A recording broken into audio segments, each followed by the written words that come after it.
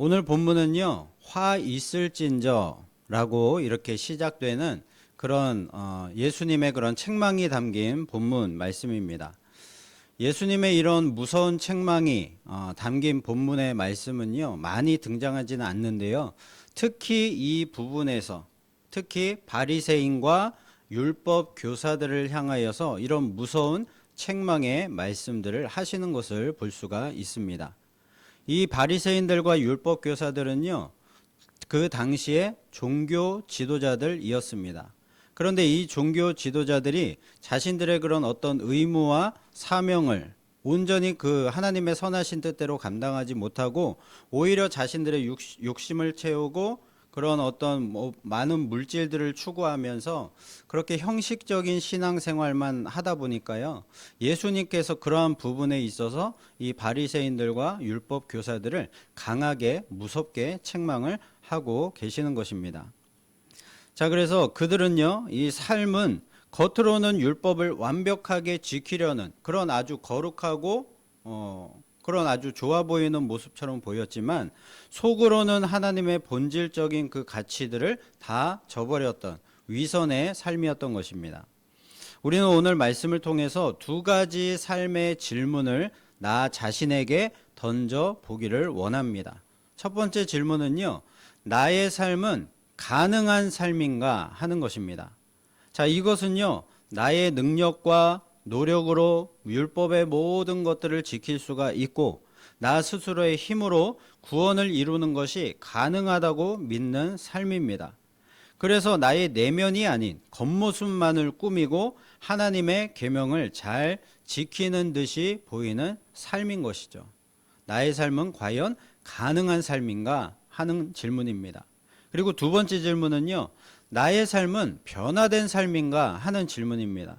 이것은요, 겉으로만 꾸며진 가능한 삶이 아닌 성령의 능력으로 나의 내면이 근본적으로 변화되어서 그 결과와 성령의 열매가 나의 삶 전체를 통하여서 자연스럽게 흘러나오는 참된 경건의 삶입니다.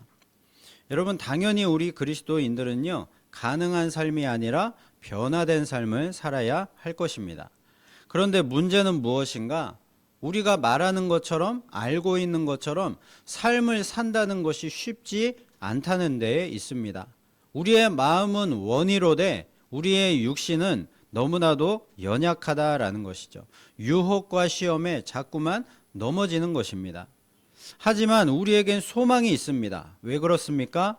우리의 모든 죄와 질고를 대신 지신 예수 그리스도께서 부활하셔서 우리에게 부활의 그 영원한 생명을 이미 우리에게 주셨기 때문입니다. 우리는요, 부족하고 연약할지라도 우리 대신 율법의 모든 요구를 이루신 그 예수님만 믿으면 예수님의 공로를 의지하여서 우리는 의로운 자가 될 수 있는 것이죠. 오늘 말씀을 통해서 우리의 삶이요, 가능한 삶에 조금이라도 걸쳐져 있었던 그런 부분들이 있다면 그것을 깨닫고 하나님이 원하시는 변화된 삶으로 완전히 바뀌어지는 은혜가 있기를 소원합니다. 그래서요, 우리가 오늘 말씀을 들으면서 집중해야 할 것은 무엇인가? 우리의 삶에 질문을 던져야 할 것이 무엇인가 하면요, 아, 나는 의로운 자다. 나는 하나님의 백성이다. 나는 참 거룩한 삶이다. 그것을 확인하는 것이 아니라 나의 삶은 혹시 가능한 삶은 아닌가? 나의 삶은 바리새인들과 같은 그런 율법 교사와 같은 그런 외식하고 겉모습만 거룩한 모습으로 채워져 있는 그런 삶은 아닌가? 그것을 발견하는 시간이 되기를 바랍니다. 그래야만 우리의 삶에 변화가 일어나게 될 것입니다. 먼저 예수님이 바리새인들을 뭐라고 책망하셨는지를 살펴보겠습니다. 첫 번째, 바리새인들은요, 겉만 치장하는 위선의 삶이었습니다. 거짓의 삶이었다는 것이죠. 42절 말씀을 보시면요, 화 있을진저 너희 바리새인이여 너희가 박하와 운양과 모든 채소의 11조는 들이되 공의와 하나님께 대한 사랑은 버리는도다. 그러나 이것도 행하고 저것도 버리지 말아야 할지니라. 이 바리새인들은요, 11조를 아주 정확하게 잘 드렸습니다. 특히 박하, 그들이 재배하는 것들, 그리고 운향, 어떤 향기로운 그런 허브 같은 것들, 그리고 모든 채소, 이런 채소의 11조까지도 그렇게 하나님 앞에 잘 철저하게 드렸다는 것이죠. 그런데 정작 그 안에 하나님에 대한 사랑, 공의, 사람들에 대한 어떤 사랑의 실천, 이런 모습들이 전혀 없었다는 것입니다. 그냥 신앙의 행위만 것만 번지르르하게 그냥 그럴듯해 보이는 그런 위선적인 신앙이었다는 것이죠. 아마도 사람들은요, 이 바리새인들의 그런 어떤 겉모습만 그렇게 경건해 보이는 모습들을 보면서 참으로 정말 대단하다. 나는 저렇게 못하는데 정말로 대단하다. 정말 하나님 앞에 칭찬받을 만한 그런 사람들이다라고 생각을 했을 것입니다. 그리고 바리새인들은요, 그렇게 칭찬을 듣는 자신들 스스로도 정말 대견하게 생각하면서, 아, 내가 이것까지 11조를 이렇게 드렸다. 내가 이것까지 하나님 앞에 이렇게 헌신했다 라고 생각을 하면서요, 나처럼 이렇게 하지 못한다면, 나처럼 이렇게 하지 못하는 자가 천국에 간다면 그 사람이 과연 천국에 갈 자격이 있는가? 나처럼 해야지만 천국에 갈 수 있을 것이다. 그렇게 자신의 의의를 자랑하며 살았을 것입니다. 자, 그러나 그것은 큰 착각이었던 것이죠. 하나님은요, 사람의 그 중심을 보시고요, 제사보다 순종을 원하시는 분이시다라는 그 사실을 몰랐던 것이죠. 이스라엘의 초대왕 사울은요, 아말렉과의 그 전쟁에서 아말렉의 전부를 진멸하라 라는 그 사무엘 선지자의 경고를 무시하고요, 아말렉 왕을 살려서 포로로 데려왔고요, 그리고 어린 양과 소들 중에서 좋아 보이는 것들, 아주 건강해 보이는 그런 것들을 다 살려서 데리고 왔습니다. 하나님의 그 명령대로 순종을 하지 못한 것이었죠. 자, 그러면서 왜 그렇게 가장 좋은 것을 남겨서 데리고 왔느냐? 왜 아말렉 왕을 살려서 데리고 왔느냐? 그렇게 사무엘 선지자가 책망을 했더니 한다는 변명이요, 가장 좋은 것을 남겨서 가지고 온 이유는 무엇인가? 하나님께 제사를 드리기 위해서 가져왔습니다. 이렇게 얘기를 하는 것입니다. 그러나 이것은요, 하나님께 대한 사랑과 순종에 진심이 없는 거짓 제사였습니다. 사울은요, 겉보기에만 좋아 보이는 그 제사의 모습들을 통해서, 그것을 통해서 백성들, 이스라엘 백성들의 환심을 사고요, 칭찬을 얻기 위해서, 그것을 위해서만 했을 뿐, 정작 하나님께 드리는 것 그 자체에는 아무런 관심이 없었던 것입니다. 여러분, 우리가 지금 하나님께 드리는 것들 중에 하나님께 대한 사랑과 순종의 진심이 없는 채로 그냥 껍데기 모습만 드리고 있는 그런 거짓된 모습들은 혹시 없습니까? 진심은 전혀 담겨 있지 않은 채로 그냥 형식적으로 습관적으로만 드리는 것들이 있다면 이 시간 예수의 이름으로 깨닫고 변화받는 저와 여러분 되시기를 예수 그리스도 이름으로 축복을 드립니다. 여러분, 11조라는 것은요, 소득의 10분의 1을 이렇게 구분하여서 하나님 앞에 드리는 것인데요, 그냥 11조라고 해서 그냥 소득의 10분의 1을 그냥 정확하게 구분만 해서 그렇게 드리면 되는 것이 아니라 하나님께 대한 신앙 고백을 거기에 담아야 되고요, 그리고 하나님께 대한 사랑의 표현을 거기에 담아서 드려야만 그것이 온전한 11조가 되는 것입니다. 그렇게 드리지 않으면 아무런 소용이 없다는 것이죠. 그리고 그런 하나님 앞에 드림이요, 이웃에게 공의롭게 행해지는 삶으로 이어져야만 한다는 것입니다. 그것이 바로 오늘 예수님이 말씀하신 그런 참된 신앙의 삶인 것이죠. 여러분, 11조와 헌금을 왜 하나님 앞에 드리는 것일까요? 하나님께는 사실 물질이 필요 없습니다. 왜냐하면 하나님은요, 이 세상을 만드신 분이시고 이미 온 우주 만물 모든 것들을 다 소유하신 분이시기 때문입니다. 그러므로 우리가 11조와 헌금을 드리는 이유는요, 먼저는 모든 물질이 하나님이 주신 것임을 믿고 감사의 신앙 고백으로 일부분의 그 물질을 떼어서 하나님 앞에 신앙 고백으로 드리는 것입니다. 그리고 또 한 가지 이유는요, 이 땅에 그 물질을 통하여서 교회와 예배를 세우기 위해서입니다. 구약시대의 성전에 드려지는 예물들은요, 성전과 제사를 섬기는 제사장들과 레위인들을 위한 몫으로 쓰여졌습니다. 그들은 성전 봉사자들이었기 때문에 다른 일들을 할 수가 없었고요, 성전과 제사만을 섬기는 일들만을 해야만 했습니다. 자, 그래서 그 성전과 제사를 섬기는 일에만 집중을 할 수 있도록 다른 사람들이 그들의 생계를 책임져 주어야만 했던 것이죠. 역사적으로 보면 이스라엘 백성들이 제사를 드리지 않고 우상 숭배를 했을 때에 당연히 성전에 드리는 예물이 적어지게 되었고요. 자, 그로 인해서 제사장들과 레위인들은 생계를 유지할 수가 없었습니다. 그러니까 성전 봉사의 일을 버리고 다 떠나갈 수밖에 없었던 것이죠.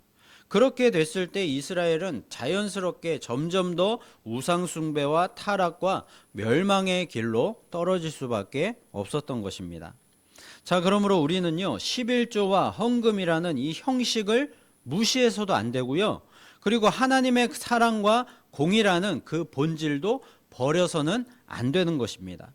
우리가 하나님께 드리는 형식에는 반드시 하나님께 대한 사랑이 담겨져 있어야만 하고요, 그 사랑이 또한 이웃에게, 우리의 모든 주변의 모든 하나님의 사랑을 필요로 하는 사람들에게 공의롭게 행해지는 삶으로 드려져야 하는 것입니다. 예수님은 과부의 2렙돈의 헌금을 칭찬하셨습니다. 과부가 드린 2렙돈이라는 그 돈의 가치는요, 지금으로 따지면 1,000원, 2,000원 정도 하는 정말로 아주 작은 액수였습니다. 하지만 예수님은요, 그 과부의 헌금, 그 작은 헌금을 칭찬하시면서 그 어떤 부자들의 헌금보다도 과부가 많이 드렸다라고 말씀을 하셨습니다. 왜냐하면요, 과부는요, 자신의 생활비 전부를 하나님께 드린 것이었기 때문이었습니다. 과부에게 하나님께 대한 사랑과 신앙 고백이 없었다면 절대로 그와 같은 자신의 생활비 전부를 하나님 앞에 드릴 수가 없었을 것입니다. 우리도요, 그 과부처럼 우리의 전부를 하나님 앞에 온전히 드릴 수 있는 정말로 멋진 그리스도인들이 다 되시기를 예수님의 이름으로 축복을 드립니다. 우리가 선한 사마리아인 비유를 잘 알고 있지 않습니까? 강도를 그냥 보고도 지나쳐버린 제사장과 레위인들, 그들은요, 평소에 얼마나 열심히 그 율법을 지키기 위해서 노력을 많이 했을까요? 그러나 정작 삶에서는요, 사랑과 공의가 나타나지 않았던 것입니다. 그냥 그 괴로움 당하고 있는 그 강도 만난 자를 보고도, 그렇게 쓰러져 있는 자를 보고도 그냥 지나쳤던 것입니다. 아무런 감정이 없었던 것입니다. 평소의 신앙생활에 하나님께 대한 사랑, 이웃에 대한 사랑이 없었고요, 하나님께 대한 그런 어떤 공의, 그것을 기억하면서 이웃에 대한 공의를 실천하고자 하는 그런 마음들이 전혀 없었기 때문에 그들의 그런 신앙의 행위들은 헛된 것이 되었던 것입니다. 결국 그들의 종교 행위에도 하나님께 대한 사랑이 없었다는 증거가 거기에서 나타났던 것입니다. 자, 그런데 사마리아인의 삶에는요, 사랑과 공의가 보입니다. 그것은요, 그의 종교 행위에도 하나님께 대한 사랑이 충만했음을 짐작할 수 있는 부분이 되는 것이죠. 여러분, 우리는 바리새인들처럼 겉만 치장하는 위선적인 삶이 아니라고 자신 있게 하나님 앞에 말할 수가 있겠습니까? 여러분, 우리의 삶을 한번 돌아보기를 원합니다. 과연 하나님이 원하시는 그 사랑이 있는가? 하나님이 원하시는 그 공의의 삶이 있는가? 이것도 행하고 저것도 버리지 않는 우리 예수님이 진정으로 칭찬하시고 기뻐하시는 그 삶의 주인공들, 저와 여러분 되시기를 예수님의 이름으로 축복을 드립니다. 자, 그리고 예수님은요, 율법 교사들을 뭐라고 책망하셨는지 보겠습니다. 두 번째로, 자신들도 지기 어려운 짐을 사람들에게 대신 지우는 삶, 그 삶을 바로 이 율법 교사들의 삶이었습니다. 46절을 보시면요, 이르시되 화 있을진저 또 너희 율법 교사여, 지기 어려운 짐을 사람에게 지우고 너희는 한 손가락도 이 짐에 대지 않는도다. 여러분, 율법 교사들, 성경에 뭐 서기관들이라고도 표현이 되고 있는데요. 이 사람들이 뭐 하는 사람들입니까? 하나님의 그 율법, 말씀을 가르치는 사람들입니다. 자, 그런데 그들은요, 율법의 수많은 주석, 규정 이런 것들을 덧붙여서요, 사람들이 오히려 지키기 불가능할 정도의 무거운 짐을 만들어 놓았다는 것입니다. 스스로는 지킬 수 없는, 사람으로서는 지킬 수 없는 수많은 세부 규정들을 만들고요, 그것을 지키지 못하는 백성들을요, 오히려 정죄한 것입니다. 정작 자신들은 그 짐을 지는데 손가락 하나도 대지 않으려고 했습니다. 종교의 본질은 사람들을 살리고 자유롭게 하는 것이었는데 그들은요, 오히려 율법을 감옥으로 만들어서 이 백성들을 옥죄었던 것이죠. 자, 예를 들면요, 안식일을 기억하여 거룩하게 지키라는 계명에 덧붙여서 안식일에는 얼마까지 걸을 수가 있고 어떤 매듭을 맬 수 있고 짐을 어느 무게까지 들어 옮길 수 있는지 그것들을 아주 세부적으로 규정하는 그런 규정들을 만들어냈던 것입니다. 그리고 안식일에 우물에 빠진 짐승을 구하는 일은 허용을 하면서도요, 안식일에 아픈 사람을 고치는 일은요, 불법 행위다라고 그렇게 정해 놓았습니다. 이렇게 규정들을 덧붙여 만들어 놓으면 정작 율법 교사들은요, 이런 규정들에 영향을 받을 일이 없었고요, 오히려 가난하고 차별받고 소외된 사람들만 이런 규정들의 영향을 자꾸만 받으니까요, 그들은 더 큰 율법의 짐을 지고 살아갈 수밖에 없었던 것이죠. 여러분, 이러한 삶은 가능한 삶을 추구하는 자들이 빠지기 쉬운 함정입니다. 내가 율법 교사로서 이만큼 했으니까 너희도 이만큼 해야만 된다라고 하는 교만과 정죄인 것이죠. 참된 신앙은 남에게 짐을 지우는 것이 아니라 오히려 짐을 함께 져주는 사랑과 희생에서 나오는 것입니다. 자, 그리고 52절 보면요, 화 있을진저 너희 율법 교사여 너희가 지식의 열쇠를 가져가서 너희도 들어가지 않고 또 들어가고자 하는 자도 막았느니라 하시니라. 여러분, 정말 최악의 결과가 아닙니까? 이 율법 교사들은요, 자신들도 지키지 못하는 그런 율법 조항들을 만들어내면서 자신들도 천국에 들어가지 못할 뿐만이 아니라 다른 사람들에게도 이러한 규정들을 강요함으로 말미암아서 다른 사람들도 천국에 들어가지 못하도록 그렇게 방해를 했다는 것입니다. 예수님은 이런 자들을 성경에 뭐라고 어떻게 하라고 말씀하셨습니까? 그들의 목에 연자맷돌을 메어서 바다에 던져 버리는 것이 낫겠다라고 말씀을 하셨습니다. 천국 가는 방법을 알면서도 자신도 가지 않고 다른 사람도 가지 못하게 방해하니까요, 당연히 빨리 이 세상에서 사라져 주는 것이 자신을 위해서도 좋고 다른 사람들을 위해서도 좋은 일이 된다는 것이죠. 자, 그리고 율법 교사들은요, 옛날에 하나님께서 보내신 선지자들을 핍박하고 죽였던 조상들의 죄를 이어받았다라고 예수님은 말씀하셨습니다. 자, 이것은요, 그들이 단지 인간 예언자를 거부한 것이 아니라 그들의 마음이 하나님과 하나님의 말씀을 거부했다는 뜻입니다. 그래서 결국에는 하나님의 아들을 보내주셨는데 그 아들까지도 이들이 죽였던 것이죠. 하나님이 선지자들을 보내시고 마지막에는 아들까지 보내주셨는데도 깨닫지를 못하고요, 회개하지 않았다는 것입니다. 예수님은 지금 무엇을 책망하고 계시는 것입니까?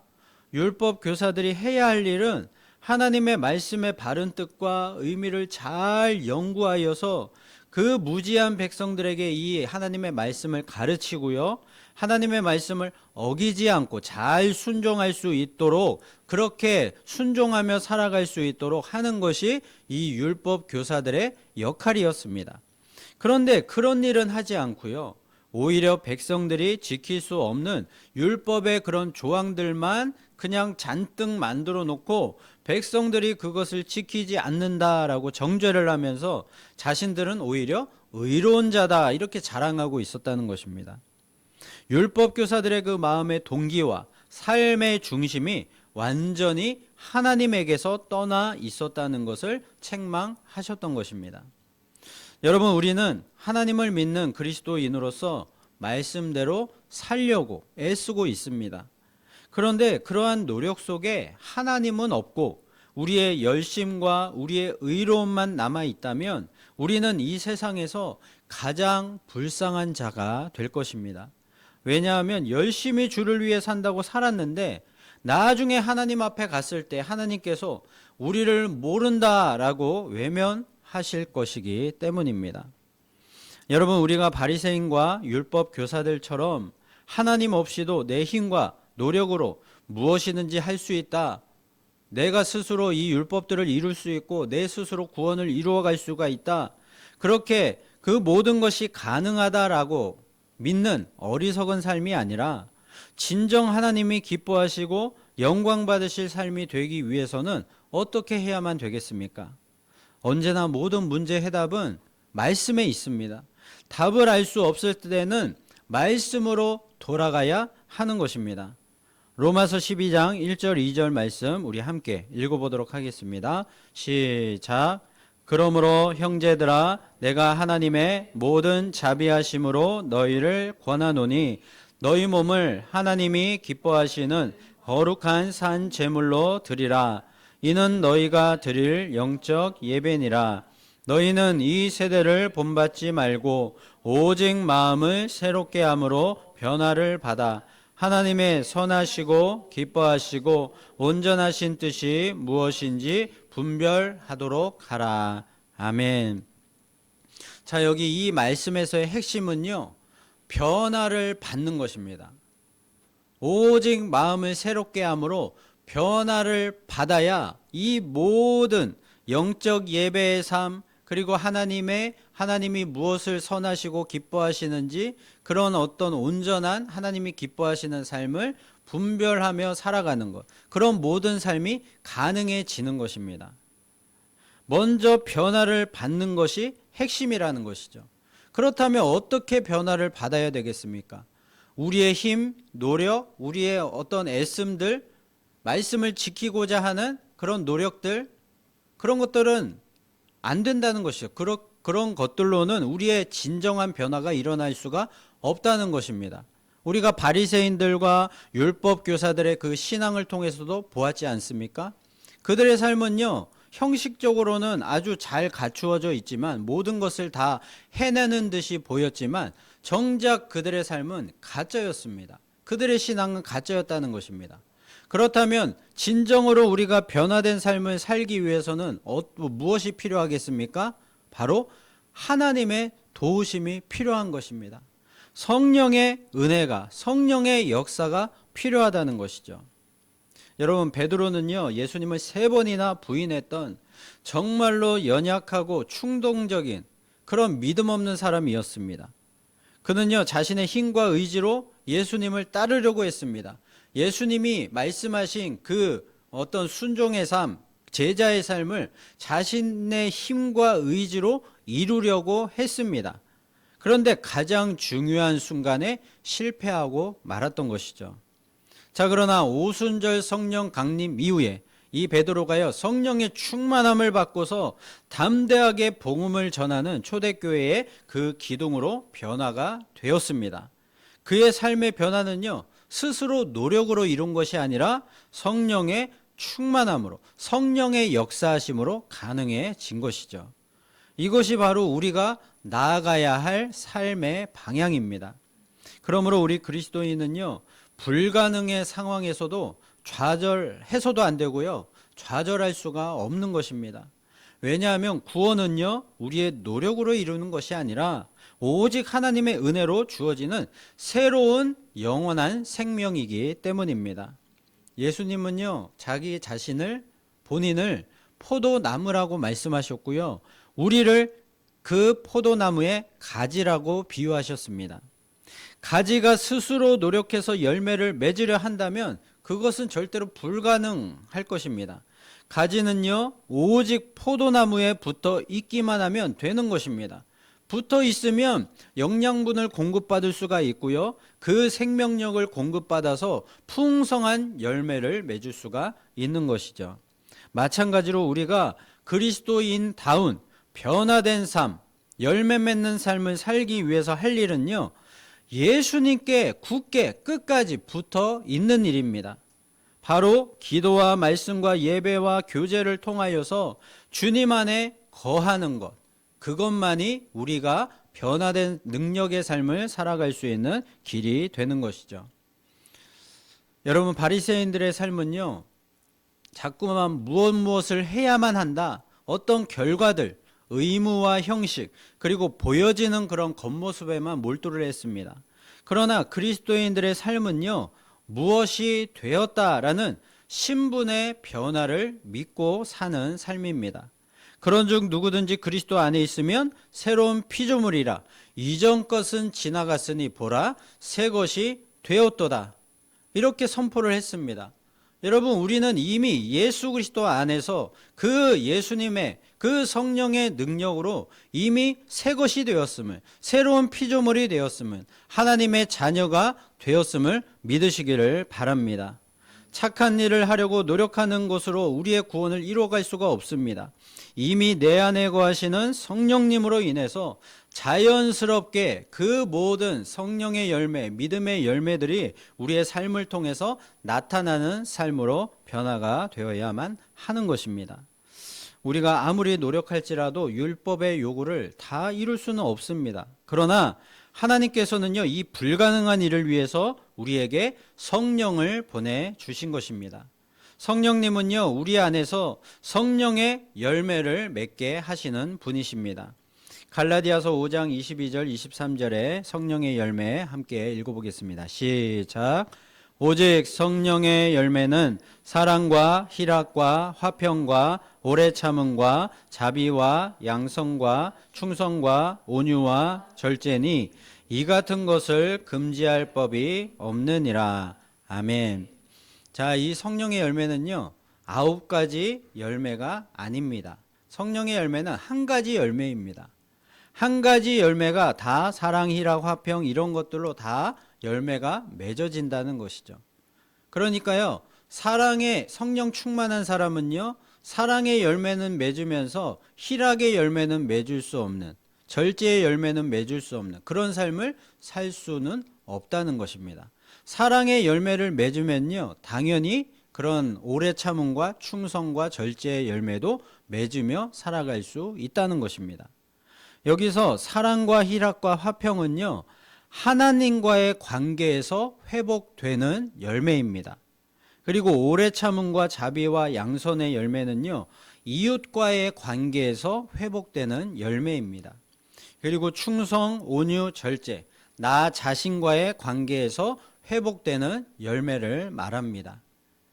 그러니까 성령의 열매를 맺는 사람은요, 성령으로 충만한 사람은요, 변화된 사람은요, 하나님과의 관계에서 온전한 열매를 맺을 뿐만이 아니라 이웃과의 관계에서도 온전한 사랑과 공의의 열매를 맺을 수가 있고요, 나 자신과의 관계에서도 충성과 온유와 절제에 대한 열매를 맺어야만 한다는 것이죠. 이것이 절대로 분리될 수가 없다는 것입니다. 그러므로 우리는요, 내가 스스로 완벽한 그리스도인이 되기 위해서 노력하는 것이 아니고요, 내 안에 성령님의 역사에 순종하고 민감하게 반응하는 그 역사로 인해서 우리는 능히 변화된 삶을 살아갈 수 있게 될 줄로 믿습니다.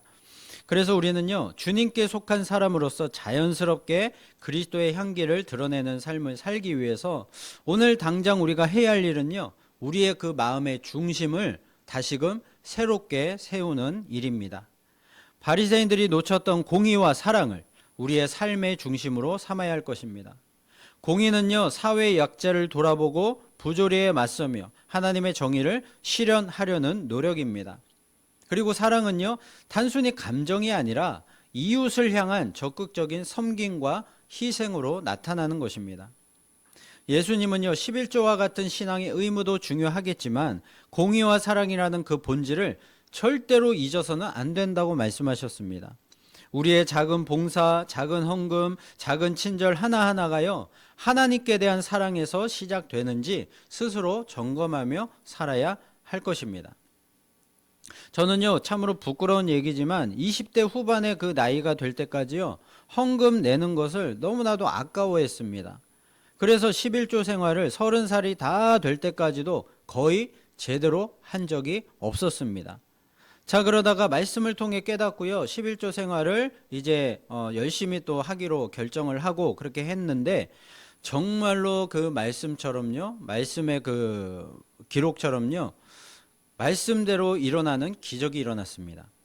말라기 3장 10절 말씀을 함께 읽어보겠습니다. 시작. 만군의 여호와가 이르노라, 너희의 온전한 11조를 창고에 들여 나의 집에 양식이 있게 하고 그것으로 나를 시험하여 내가 하늘문을 열고 너희에게 복을 쌓을 곳이 없도록 붙지 아니하나 보라. 제가 이 말씀을 읽고서요, 이 말씀대로 내가 한번 실천해보자, 하나님의 그 능력의 말씀을 한번 체험해보자 라는 그런 결단을 가지고 이제 11조를 드리기 시작을 했는데요. 정말로 그때부터 지금까지 하나님께서 부족함이 없이 날마다 채워주시는 그 하나님의 사랑과 은혜를 넘치도록 경험하며 살고 있습니다. 여러분, 제가 이 말씀을 드리는 이유는요, 그냥 내가 11조를 잘 드리니까 복 받았다, 그런 얘기를 하는 것이 아니고요. 순종을 통해서 하나님의 그 사랑과 은혜를 깨닫고 경험하게 되니까요, 정말로 조금이나마 변화된 삶, 그 변화된 삶의 가치를 알고 그 변화된 삶을 온전히 누리며 살아갈 수 있는 그 믿음과 담대함이 저에게 생겼다는 것입니다. 그래서 삶에서도 자연스럽게 하나님의 사랑이 나타날 수가 있고요, 하나님의 그 공의가 실천되는 삶을 살아가는 그런 시작이 되었다는 것입니다. 여러분, 우리는요, 완벽하지 않아도 됩니다. 아니, 완벽할 수가 없는 존재입니다. 성경은요, 우리가 완벽하게 되는 것을 요구하지 않고요, 하나님 앞에서 진실한 그 믿음을 요구하는 것입니다. 우리의 약점과 죄를 솔직하게 고백하고 주님의 은혜를 구하는 것이 진정한 그리스도인들의 변화된 삶입니다. 바울의 고백처럼 내가 약한 그때의 강함이라, 그런 진실된 고백을 하나님은 기뻐하시는 것이죠. 어떤 물깃는 하인이요, 어깨에 2개의 항아리를 메고 다녔는데 하나는 완벽했지만 다른 하나는 깨져서 항상 물이 절반만 차에 있었습니다. 이 완벽한 항아리는요, 깨진 항아리를 항상 비웃었습니다. 그러자 깨진 항아리는요, 주인에게 저는 부끄러운 존재입니다, 쓸모없는 존재입니다, 그렇게 말을 했습니다. 그런데 이 주인은요, 웃으며 말을 했습니다. 네가 물을 흘린 그 길을 보아라. 내가 너의 그 쪽에만 길에 꽃씨를 뿌렸단다. 내가 물을 흘려준 덕분에 매일 아침 나는 아름다운 꽃을 볼 수 있단다. 여러분, 우리는 깨진 항아리처럼 연약하고 불완전한 존재입니다. 그렇지만 하나님은요, 우리의 그런 약함까지도 사용하셔서 아름다운 열매를 맺게 하시는 분이십니다. 여러분, 중요한 것은 무엇입니까? 나의 그 흠집난 모습, 그대로의 그 모습으로 주님 앞에 나아가는 그 진실함, 그 보여지는 그대로의 모습으로 하나님 앞에 나아가는 그 정직하고 진실된 모습, 그것이 중요하다는 것이죠. 사랑하는 성도 여러분, 가능한 삶의 좁은 틀에 갇혀서 바리새인들과 율법 교사들처럼 거칠에만 하는 위선적인 신앙인이 되기를 원하십니까? 아니면 성령의 능력으로 내면이 변화되어 공의와 사랑이 흘러넘치는 진정으로 변화된 능력의 삶, 성령의 열매를 풍성하게 맺어가는 그런 삶을 살기를 원하십니까? 오늘의 말씀은요, 우리에게 좌절과 실망을 주려는 말씀이 아니고요, 복음의 참된 능력을 깨닫게 해 주시려는 말씀입니다. 예수님께서 요구하신 삶의 모범은요, 인간의 힘으로는 불가능합니다. 그렇기에 우리는요, 오직 예수 그리스도의 십자가 공로와 성령님의 능력이 없이는 단 한순간도 그리스도인답게 살 수 없음을 인정해야 되고요, 매일매일 말씀과 기도로 주님을 의지해야만 하는 것입니다. 예수님은요, 우리에게 무거운 짐을 지우는 분이 아니라 우리를 온전히 쉬게 하시는 분이십니다. 수고하고 무거운 짐진 자들아 다 내게로 오라. 내가 너희를 쉬게 하리라. 우리 주님이 우리를 초청하고 계십니다. 참된 변화는요, 가능한 삶을 살기 위해서 발버둥 치는 것이 아니라 예수님께 나아가서 쉼을 얻고 그분의 사랑으로 충만해지는 변화로부터 시작이 되는 것입니다.